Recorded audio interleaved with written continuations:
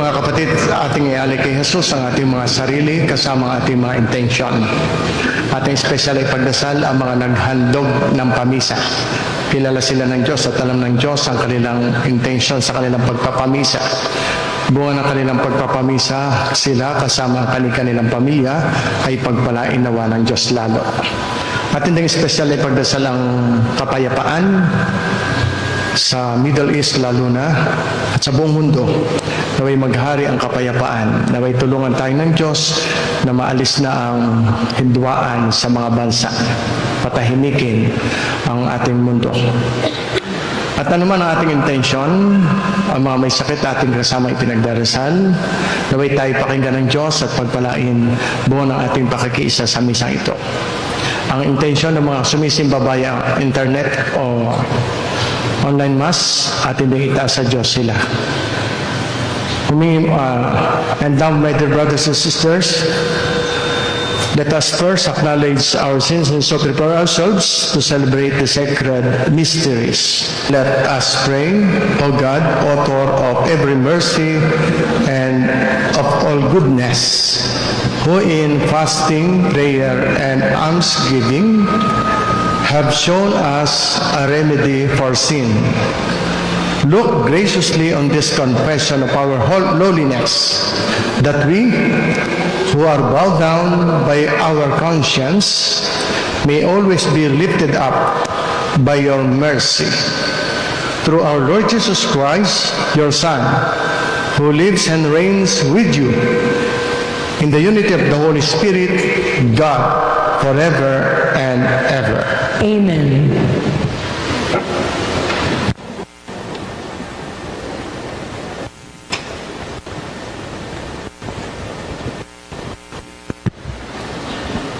A reading from the book of Exodus.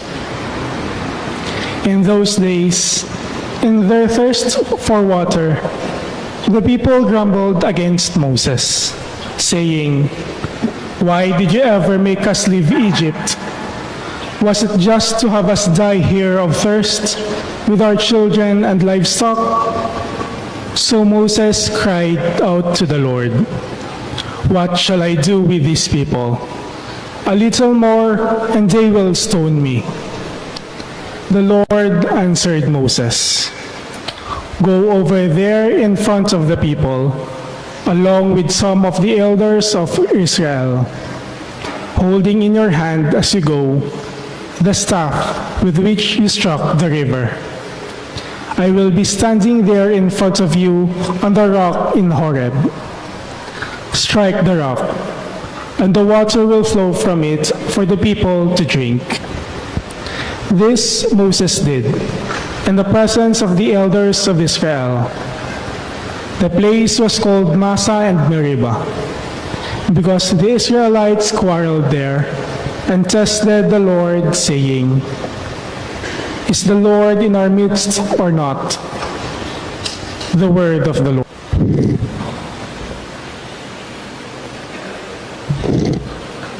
A reading from the letter of St. Paul to the Romans.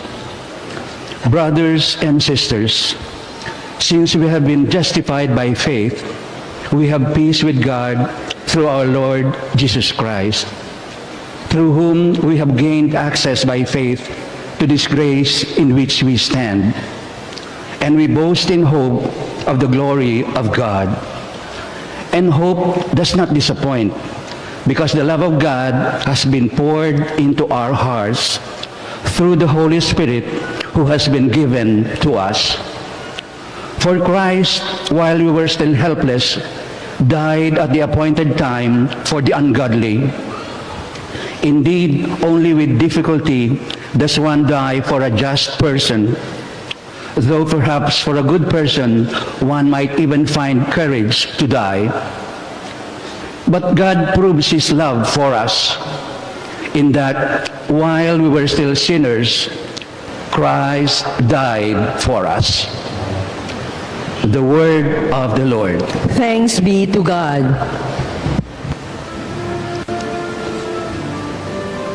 The Lord be with you.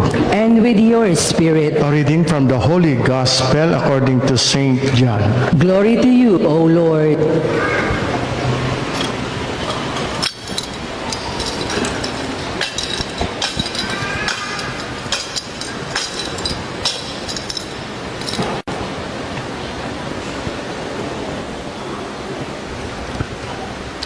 Jesus came to a town of Samaria called Sychar, near the plot of land that Jacob had given to his son Joseph. Jacob's well was there. Jesus, tired from his journey, sat down there at the well. It was about noon. A woman of Samaria came to draw water. Jesus said to her, "Give me a drink." His disciples had gone into the town to buy food. The Samaritan woman said to him, "How can you, a Jew, ask me, a Samaritan woman, for a drink?"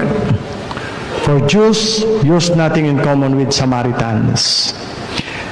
Jesus answered and said to her, "If you knew the gift of God, and who is saying to you, 'Give me a drink,' you would have asked him, and he would have given you living water."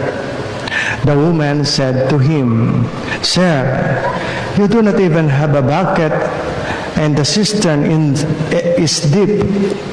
Where then can you get this living water? Are you greater than our father Jacob, who gave us this cistern and drank from it himself with his children and his flocks?" Jesus answered and said to her, "Everyone who drinks this water will be thirsty again, but whoever drinks the water I shall give will never thirst. The water I shall give will become in him a spring of water welling up to eternal life." The woman said to him, "Sir, give me this water so that I may not be thirsty or have to keep coming here to draw water. I can see that you are a prophet. Our ancestors worship on this mountain, but you people say that the place to worship is in Jerusalem." Jesus said to her, "Believe me, woman, the hour is coming when you will worship the Father neither on this mountain nor in Jerusalem. You people worship what you do not understand. We worship what we understand, because salvation is from the Jews. But the hour is coming and is now here when true worshipers will worship the Father in spirit and truth. And indeed, the Father seeks such people to worship Him. God is spirit, and those who worship Him must worship in spirit and truth." The woman said to him, "I know that the Messiah is coming, the one called the Christ. When He comes, He will tell us everything." Jesus said to her, "I am He, the one who is speaking with you." Many of the Samaritans of that town began to believe in Him. When the Samaritans came to Him, they invited Him to stay with them, and He stayed there 2 days. Many more began to believe in Him because of this word. And they said to the woman, "We no longer believe because of your word, for we have heard for ourselves, and we know that this is truly the Savior of the world." My dear brothers and sisters, the Gospel of the Lord. Praise to you, Lord Jesus Christ. Sige po, brother.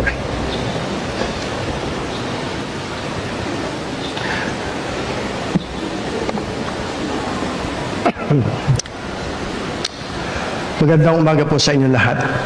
Magandang umaga po, Father. At gayon din sa mga kaisa natin sa misa sa pamamagitan ng Parish of Santa Rita de Casia Facebook page, magandang buhay po sa inyo. Tingnan natin kung paano ang Diyos ay nagtuturo at nangangaral sa atin sa pamamagitan ng mga pagbasa na inyong napakinggan. Ikatatlong linggo ngayon sa panahon ng Kwaresma, at ito po ang salita ng Diyos para sa atin. Mensahe, pag-aakay, pagtuturo at paanyaya. Ito po'y tungkol sa tubig na nagbibigay buhay. Ano ba ang tungkol dito? Karanasan natin na tayo ay nauuhaw. Subalit ang pagkauhaw ay hindi lamang pisikal. Hindi lamang tubig ang pagkauhaw. Merong mga taong uhaw sa pag-ibig, kulang. Uhaw sa pag-asa, halos nawawala. at uhaw sa kahulugan ng buhay. Hindi maintindihan ang buhay. At iyon ay bunga ng hilaw na pananampalataya. Actually, bunga ng kawalan nito ay ang Diyos pa naman ang pinagmumulaan ng lahat na makakasatisfy sa longing ng tao. Sabi nga, the deepest thirst of the human heart is not for water, it is for God. Sa unang pagbasa, binasa sa atin ni Brother Juni Ilagan, ipinahayag doon ang mga Israelita na inakay ni Moises patungo sa lupang pangako. Tayo din iyon. Ang Moises ay ang simbahan, ang Diyos mismo na gumagalaw sa simbahan. Siya ang nag-aakay sa atin. Tayo nagpapaakay pag nagsisimba at nakikinig. Patungo sa lupang pangako, langit iyon, lupang pangako. Ang mga Israelita sa kanilang paglalakbay habang nasa disyerto patungong pangako, lupang pangako. Of course, nakaranas sila ng gutom, kasama doon ng pagkauhaw. Ang bayan ng Israel nauhaw sa disyerto. At sila'y nagreklamo kay Moises na halos mawala na sila ng tiwala sa Diyos. At ang kanilang tanong, nakasama ba natin talaga ang Diyos? Nasa gitna ba natin ang Diyos o wala?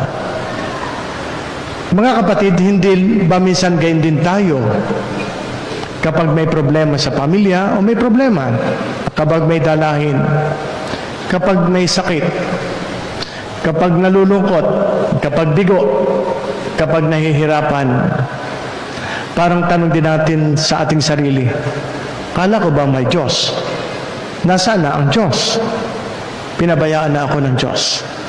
Wala siyang pakialam sa akin.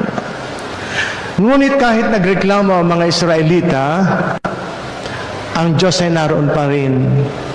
Hindi sila iniwan.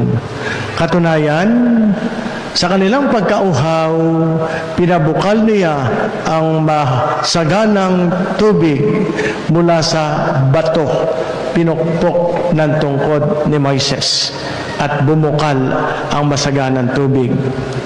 Ibig sabihin, God's mercy flows even when our faith runs dry. Hindi mapipigil ang pagdaloy ng biyaya mula sa Diyos. Hindi mapipigilan ng sino mang tao kahit ng kahinaan at kasalanan ng tao ang pagmamahal ng Diyos. Lagi siyang nadoon. Kahit may awit na hindi natutulog ang Diyos, meron ding salitang hindi kailanman nagpapabaya ang Diyos. Manalig ka, magtiwala ka, sumampalataya ka, umasa ka.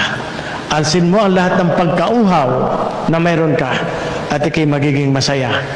Kaya kahit mahina ang ating pananampalataya, patuloy pa rin dumadaloy ang awa, ang habag, at ang pag-ibig at biyaya ng Diyos. Sure yun. Tiyak yun. Kaya nga sabi ng Salmo, inawit sa atin ni Fritz Binosa, tayo ay lumapit sa ating Panginoon. Yan. Siya ay awitan, siya ay purihin. Parang gayon. Huwag kayong makakalimot lumapit sa Diyos.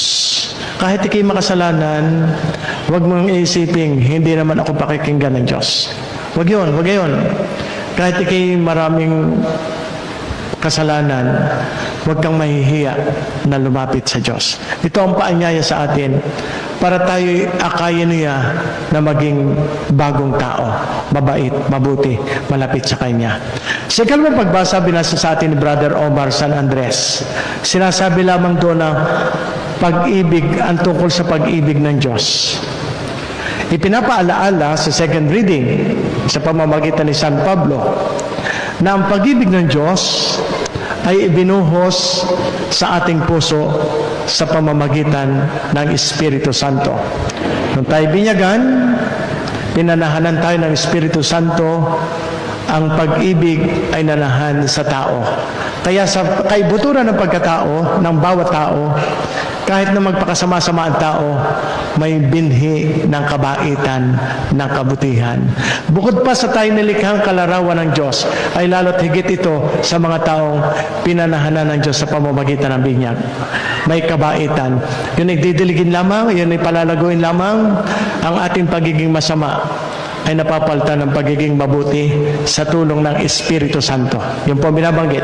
Kaya habang tayo makasalanan pa, sabi dito, namatay si Kristo para sa atin. Yun ang sabi sa second reading. Ano ibig sabihin noon? Sa kabila ng ating pagiging mahina, sa kabila ng ating pagiging marupok, makasalanan, mahal pa rin tayo at minamahal pa rin tayo ng Diyos. God does not love us because we are good. Nagiging mabuti tayo dahil binabago tayo ng pagmamahal ng Diyos, na kung pagmahal ay hindi hadlang ang ating kahinaan. Ang pag-ibig ng Diyos ay nagpapabago sa tao. Paniwalaan mo yon. Manalig ka. Damahin mo yon. Samantala, sa banal na Ebanghelyo, ito'y tungkol sa babaeng Samaritana. Ibig sabihin ay considered outsider ng mga Hudiyo. Hindi natin niya kalahi. Low class yan. Baliwala.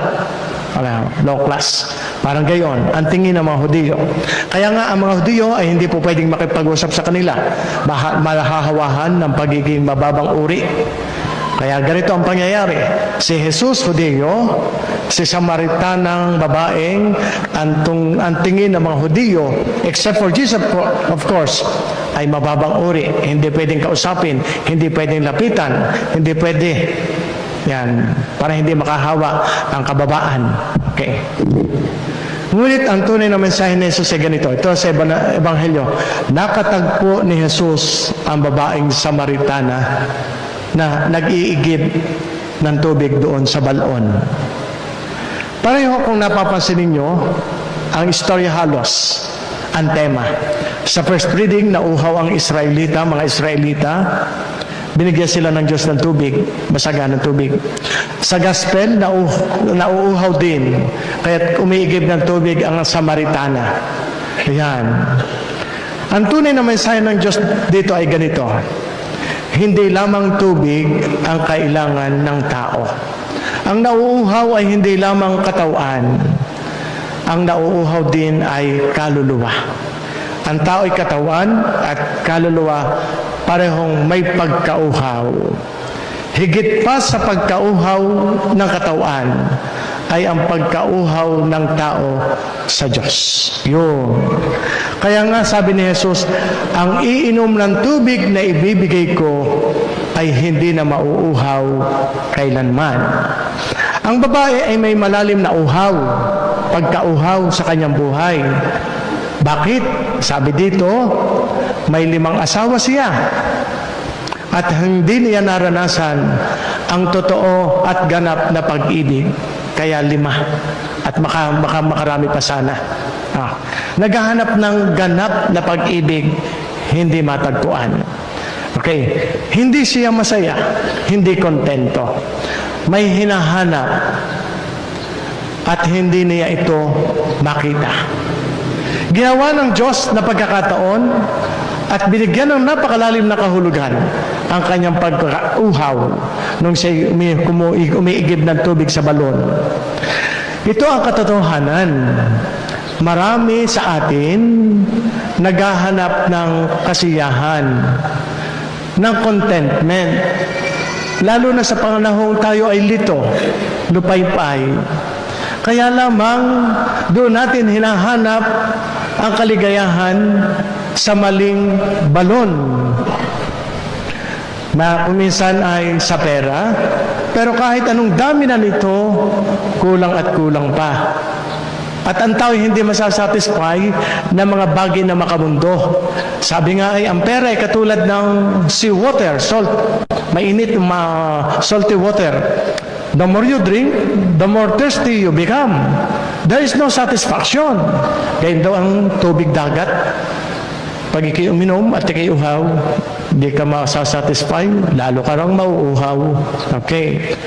Kaya hinahanap nila ang nawawala sa kanila sa pera. Baka na doon ang satisfaction, ang kaligayahan. Kung minsan sa kapangyarihan, na hindi rin enough to satisfy man's longing. Sa mataas ng ang posisyon, naghahangat pa ng mas mataas, at kapag nakaluklok na, hindi nabibitaw. Yan, gayan. Hinahanap ko minsan ito sa relasyon na hindi at sapagkat hindi makapag-offer ang tao ng ganap na pagmamahal, hindi pa rin satisfied.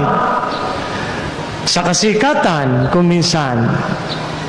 Ngunit ang sabi nga ng isang pahayag, you can drink from many wells in life, but only Christ satisfies the soul. Si Jesus lamang ang tubig na nagbibigay buhay.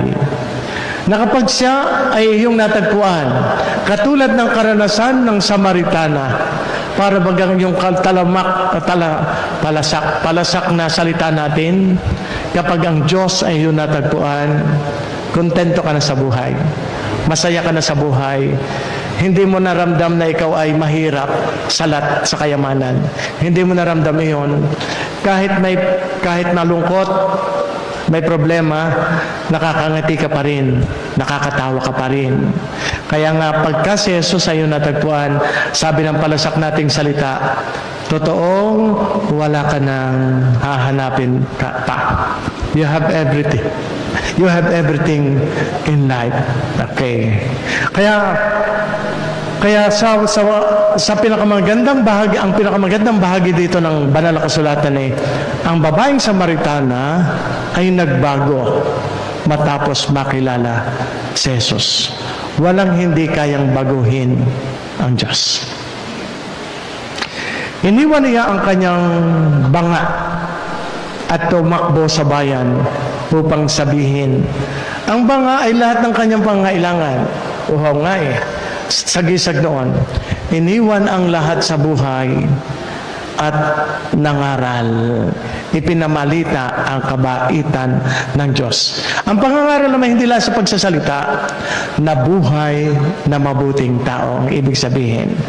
Kaya nga sabi niya dito, hali kayo, tingnan ang isang taong nagsabi sa akin ng lahat ng aking ginawa. At ipinakilala niya si Jesus. Kapag naranasan ng tao ang pag-ibig ng Diyos, hindi niya kayang magwalang imik. Hindi natin kayang manahimik kapag naranasan natin ang pag-ibig ng Diyos. Sabi nga ng isang napakagandang linya, when you truly encounter Christ, silence becomes impossible. Ang tunay na karanasan kay Kristo ay nagiging isang misyon. Kaya nga ang tatlong pagbasa, first, second, gospel, ay parang isang kwento ng ating buhay. Una, sa first reading, katulad ng Israelita sa disyerto, tayo may nauuhaw din. Second reading, sa kabila ng ating pagiging mahina, kulang minsan sa pananampalataya at makasalanan at lumayo sa Kanya, sabi ng second reading, mahal tayo ng Diyos kahit tayo ay makasalanan. Pero ang pagmamahal na iyon ay wag ng Diyos, wag niyong pagsasamantalahan.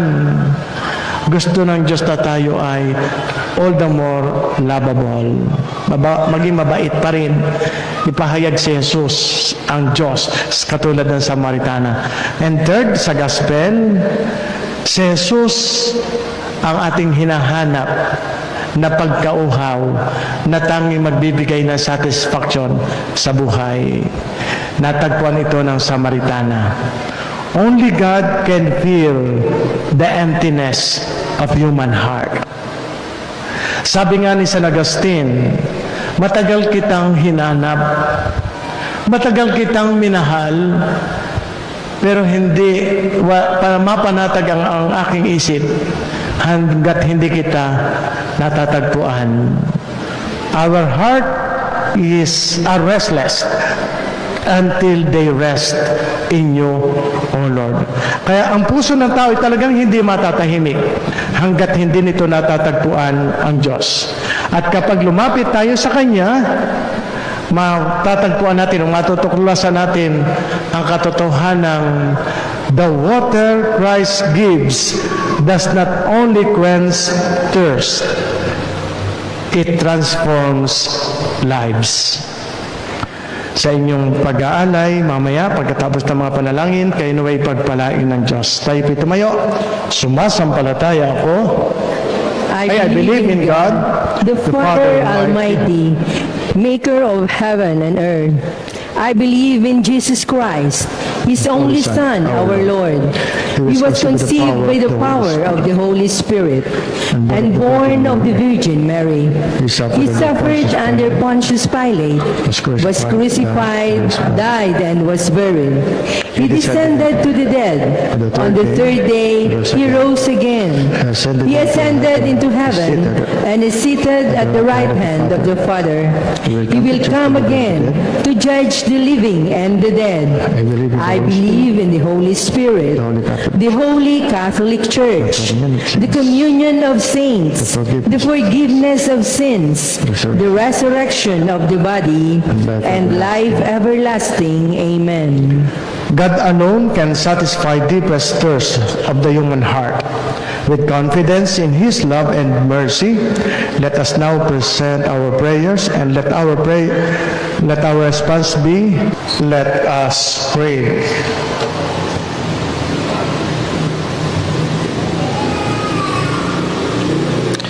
Be pleased, O Lord, with these sacrificial offerings, and grant that we who beseech pardon for our own sins may take care to forgive our neighbor through Christ our Lord. Amen. The Lord be with you. And with your spirit. Lift up your hearts. We lift them up to the Lord. We lift them up to the Lord. It is right and just. Let us give thanks to the Lord our God. It is right and just. It is truly right and just, our duty and our salvation, always and everywhere to give you thanks, Lord, Holy Father, Almighty and Eternal God, through Christ our Lord. For when He asked the Samaritan woman for water to drink, He had already created a gift of faith within her. And so ardently did He thirst for her faith, that He kindled in her the fire of divine love. And so we too give you thanks, and with the angels praise your mighty deeds as we acclaim.